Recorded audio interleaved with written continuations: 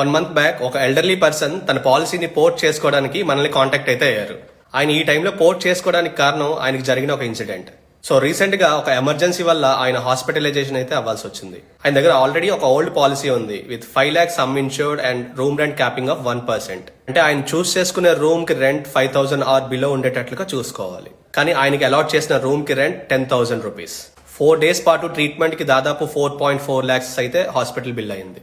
ఈ 4 days గాను తనకి room rent alone 40,000 rupees. So 20,000 rupees insurance company pay చేస్తుంది అనుకున్న 20,000 రూపీస్ పాకెట్ నుంచి పే చేద్దాం అనుకున్నారంట. అన్ఫార్చునేట్లీ ఆయనకి క్లెయిమ్ అప్రూవల్ అయిన బిల్ అమౌంట్ 2,20,000 రూపీస్ మాత్రమే under the clause of proportionate deduction.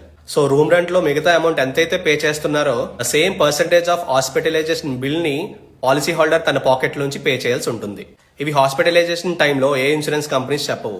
Once claim అయిన తర్వాత ఏ ఇన్సూరెన్స్ కంపెనీస్ పోర్టింగ్ కి అంత ఈజీగా యాక్సెప్ట్ చేయవు. ఒకవేళ చేసినా కొన్ని ఎక్స్క్లూజన్ క్లాసెస్ తో యాక్సెప్ట్ చేస్తాయి. సో ఇక్కడ ఆయన చేసిన పొరపాటల్లా హెల్త్ బాగున్నప్పుడే పాలసీ పోర్ట్ అవ్వకపోవడం ఆర్ రూమ్ రెంట్ వేవర్ లాంటి రైడర్ ను యాడ్ చేసుకోకపోవడం. మీ దగ్గర కూడా old policy with room rent capping ఉంటూ ఎలాంటి క్లెయిమ్స్ చేయలేనట్లయితే ఇప్పుడు వచ్చిన కొత్త ప్రొడక్ట్స్ కి పోర్ట్ అవ్వడం చాలా మంచిది. ఎందుకంటే లేటెస్ట్ గా వచ్చిన majority of the insurance products లో రూమ్ రెంట్ కి ఎలాంటి లిమిటేషన్స్ లేవు.